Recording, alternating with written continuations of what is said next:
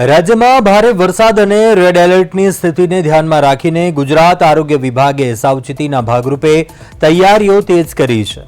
આરોગ્ય રાજ્યમંત્રી પ્રફુલભાઈ પાનસેરિયાની અધ્યક્ષતામાં ઉચ્ચ અધિકારીઓ સાથે સમીક્ષા બેઠક યોજાઈ, જેમાં તમામ જિલ્લાઓની આરોગ્ય સ્થિતિ, દવાઓનો જથ્થો અને ઇમરજન્સી વ્યવસ્થાની સમીક્ષા કરવામાં આવી હતી। મંત્રીએ જણાવ્યું કે વરસાદી મોસમમાં પાણીજન્ય રોગ અને ઝેરી જીવજંતુ કરડવાના બનાવો વધતા હોવાથી તમામ 108 એમ્બ્યુલન્સમાં જરૂરી દવાઓ ઉપલબ્ધ કરાવવામાં આવી છે।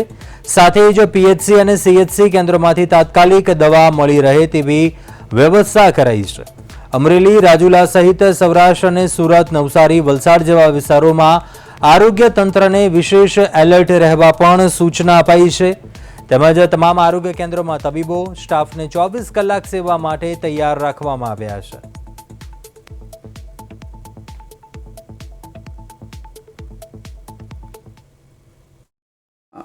વરસાદના હિસાબે અનેક જિલ્લાઓમાં રેડ એલર્ટ અને ખૂબ વરસાદ પડી રહ્યો છે, ત્યારે આરોગ્યની ટીમ દ્વારા આજે તમામ અધિકારીઓ સાથે દરેક જિલ્લાની સ્થિતિ, આરોગ્ય ક્ષેત્રે દવાઓ ત્યાં ઉપલબ્ધ છે શું છે આ બાબતની મિટિંગ પૂર્ણ કરવામાં આવી છે। દરેક જિલ્લાઓમાં ખાસ કરીને રેડ એલર્ટ છે। અમરેલી અને સૌરાષ્ટ્રના રાજુલા, સુરત, નવસારી, વલસાડ અને આસપાસનો એરિયા અને અન્ય જિલ્લાઓમાં તો ત્યાં 108ની અંદર પણ દવાની ઉપલબ્ધતા, સીએચસી પીએચસી સેન્ટર પર પણ દવાની ઉપલબ્ધતા અને ટીમ સજ્જ છે।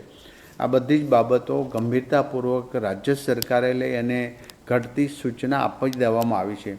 દરેક જિલ્લાઓમાં પાણીજન્ય રોગોથી અને અન્ય ઝેરી જીવજંતુ કરડવાથી એમને પ્રોબ્લેમ આવે તો એ પણ દવા 108ની અંદર, તમામ 108ની અંદર આ દવાઓ ઉપલબ્ધ કરવામાં આવી છે અને ન હોય તો બાજુના સીએચસી પીએચસી સેન્ટરની અંદર, એટલે આખી ચેનલ દ્વારા ગુજરાતના તમામ જિલ્લાઓમાં વરસાદ જ્યાં વધુ છે ત્યાં ખાસ કરીને તકેદારી રાખવા માટે આજે મારા આરોગ્ય વિભાગના તમામ અધિકારીઓ